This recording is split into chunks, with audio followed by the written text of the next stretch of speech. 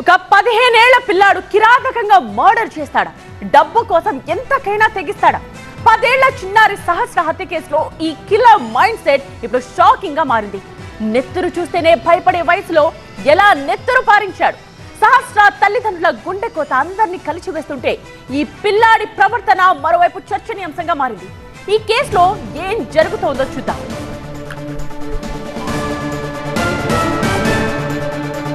సహస్రను హత్య చేసిన నిందితుడు జువైనల్ హోమ్ కి తరలించారు. అతన్ని సహస్రను అత్యంత దారుణంగా హత్య చేశాడు మైనర్ బాలుడికి 2 అక్కలు, తల్లి, తండ్రి ఉన్నారు. సెక్యూరిటీ సూపర్వైజర్ గా పనిచేస్తున్నాడు. నిందితుడి తల్లి అలాగే తండ్రి ఎలాంటి పని చేయకపోవడంతో అప్పులున్నట్టుగా సమాచారం. బట్టలు, క్రికెట్ కిట్ కొనుక్కోవడం కోసం బాలుడు దొంగతనం చేయడానికి వెళ్ళినట్టుగా తెలుస్తోంది. హత్య చేశాక కత్తిని క్లీన్ చేసి ఇంట్లోనే దాచిపెట్టాడు బాలుడు.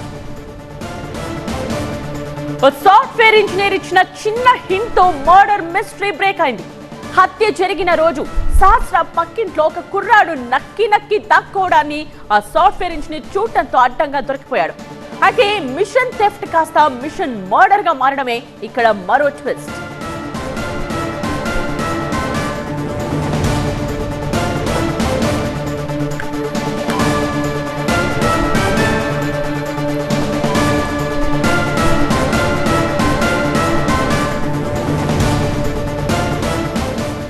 ప్రిన్సిపల్ కరెస్పాండెంట్ జ్యోతి లైవ్ లో జాయిన్ అవుతున్నారు ఇదే విషయానికి సంబంధించిన కంప్లీట్ డీటెయిల్స్ తో.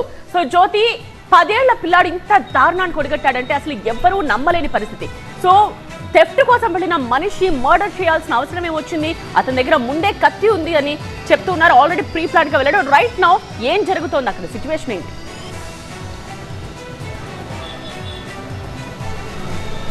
నేత్ర, 10వ తరగతి చదువుతున్నటువంటి అబ్బాయి మైనర్ బాలికను అత్యంత దారుణంగా హత్య చేసినటువంటి ఈ ఉదాంతం రాష్ట్ర వ్యాప్తంగా కూడా అందరినీ ఉలిక్కి పడేలాగా చేసిందని చెప్పుకోవచ్చు. ఎంతో మందిని విచారించారు, ఎన్నో సీసీ కెమెరాలను పరిశీలించారు. చివరిగా మిగిలినటువంటి ఈ మైనర్ బాలుడినే నిందితుడిగా నిర్ధారించారు పోలీసులు. ప్రస్తుతం మనం ఒకసారి ఘటన జరిగినటువంటి ప్రాంతం దగ్గర ఉన్నాము. మనం చూస్తున్నటువంటి ఈ ఇంట్లోనే సహస్ర, ఆమె తల్లిదండ్రులు, సోదరుడు ఇదే ఇంట్లో గత 4 సంవత్సరాల నుంచి కూడా నివాసం ఉంటున్నారు.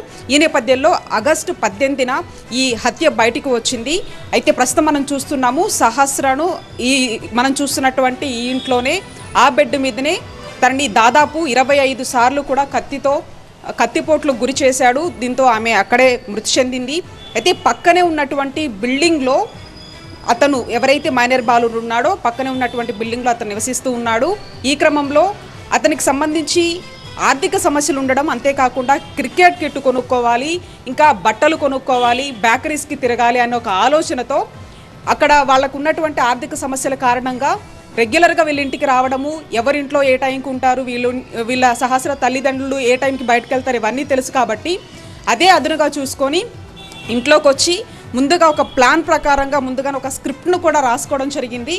ఆ స్క్రిప్ట్ ఆధారంగానే ముందు ఇంటికి రావాలి, ఇంటికి వచ్చిన తర్వాత డోర్ ఎలా ఓపెన్ చేయాలి, లోపలికి వెళ్ళిన తర్వాత లాకర్ ఎలా ఓపెన్ చేయాలి, ఇదంతా కూడా ఒక ప్రీ ప్లాన్ కానీ ఒక పథకం ప్రకారంగానే రావడం జరిగింది. మనం చూస్తున్నటువంటి ఈ ఇల్లు ఏదైతే ఉందో మనం ఆ 4th ఫ్లోర్లో మైనర్ బాలుడు అతని తల్లిదండ్రులతో ఉంటాడు. మైనర్ బాలుడికి 2 అక్కలు ఉన్నారు. వాళ్ళ తల్లి సెక్యూరిటీ సూపర్వైజర్గా పనిచేస్తూ ఉన్నారు. తండ్రి ఎలాంటి పని చేయకపోవడము ఈ నేపథ్యంలో మనం చూస్తున్నాం. ఇక్కడ ఈ 3rd ఫ్లోర్కి వచ్చిన తర్వాత చాలా ఈజీ యాక్సెస్ ఉంది ఇంట్లోకి రావడానికి. సో వాళ్ళు ఇక్కడ ఇంట్లోకి వచ్చిన తర్వాత లోపల సహస్ర ఒక్కతే ఉండడము, ఆ తర్వాత ఎలాగో తెలిసినటువంటి అమ్మాయే, అంతేకాకుండా ఏప్రిల్ నెలలో తన బర్త్డే కూడా జరిగింది. ఆ బర్త్డే కూడా అటెండ్ అయిన తర్వాత అదే చేత్తో కత్తి తీసుకొని వచ్చి సహస్రను అత్యంత దారుణంగా హత్య చేయడం జరిగింది. ప్రధానంగా అంటే ఒక 10వ తరగతి బాలుడు ఇంతటి ఉదాంతానికి, ఇంతటి ఘటనకి ఏ విధంగా పాల్పడ్డాడు అంటే ఖచ్చితంగా అది కొంతమంది అంటే పేరెంట్స్ వాళ్ళని సరిగా చూసుకోకపోవడం అనేది ఒకటైతే, అంటే పిల్లలు ఏం చేస్తున్నారు అనేది కూడా ఖచ్చితంగా పరిశీలించాల్సినటువంటి పరిస్థితి ఉంటుంది. అంతేకాకుండా అతను ఎప్పుడూ కూడా స్కూల్కి వెళ్లకుండా క్రికెట్ ఆడుకుంటూ ఈ విధంగా తనకి ఆర్థిక సమస్యలు ఉన్నటువంటి నేపథ్యంలో అంటే పెద్దగా పేరెంట్స్ వాటిని దృష్టి సారించకపోవడంతో ఇటువంటి ఆలోచనకి వెళ్ళినట్లుగా అయితే చాలా స్పష్టంగా అర్థమవుతుంది. మరొక వైపు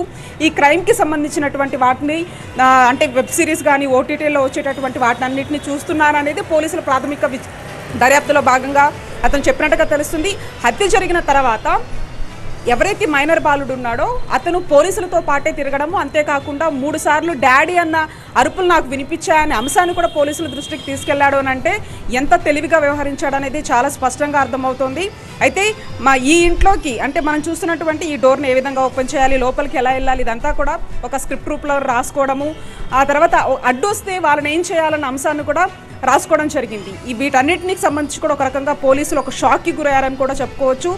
ఒక సాఫ్ట్వేర్ ఆ రోజు వర్క్ ఫ్రమ్ హోమ్ ఉండడం, అంతేకాకుండా మైనర్ బాలుడు అదే పనిగా ఇంటి వైపు చూడడము, ఎప్పుడు ఇంటి లోపలికి రావాలి, ఏ విధంగా ప్రవేశించాలన్న ఆ అనుమానమే ఇప్పుడు సాఫ్ట్వేర్ ఇచ్చినటువంటి ఆ క్లూ ఆధారంగానే ఎస్ఓటి పోలీసులు రావడం జరిగింది. తీసుకొచ్చినటువంటి కత్తితో ఇక్కడ సహస్రని హత్య చేసిన తర్వాత మళ్ళీ ఆ కత్తిని ఇంటికి తీసుకెళ్లాడు, శుభ్రంగా క్లీన్ చేశాడు, ఆ బట్టలన్నీ తీసేసి వేరే ప్రదేశంలో పెట్టారు. ఆ సమయంలో తల్లిదండ్రులు వాళ్ళ పనులకి వెళ్ళారా, ఏం జరిగిందని దానికి సంబంధించి మాత్రం ప్రస్తుతం పోలీసులు దాని ఆధారంగా కూడా ఇన్వెస్టిగేషన్ కొనసాగిస్తున్నారు. ప్రస్తుతానికి మైనర్ బాలుల్ని జువెనల్ హోమ్కి అయితే తరలించారు. ఆ తర్వాత ఈ రోజు 11 గంటల తర్వాత కూడా ప్రెస్ మీట్ పెట్టేటటువంటి అవకాశం కనిపిస్తోంది. కానీ ఏదేమైనప్పటికీ ఈ యొక్క ఘటన రాష్ట్ర వ్యాప్తంగా కూడా ఒక తీవ్ర సంచలనం సృష్టించింది. ఎంతో మందిని విచారించిన తర్వాత చివరికి 10వ తరగతి చదువుతున్నటువంటి విద్యార్థి ఎవరైతే ఉన్నాడో అతనే ఈ యొక్క హత్యకు కీలక నిందితుడిగా మారడం మాత్రం అందరినీ ఒక రకంగా షాక్ కి గురి చేస్తున్నటువంటి అంశంగా చెప్పుకోవచ్చు. నేత్ర రైట్ జ్యోతి.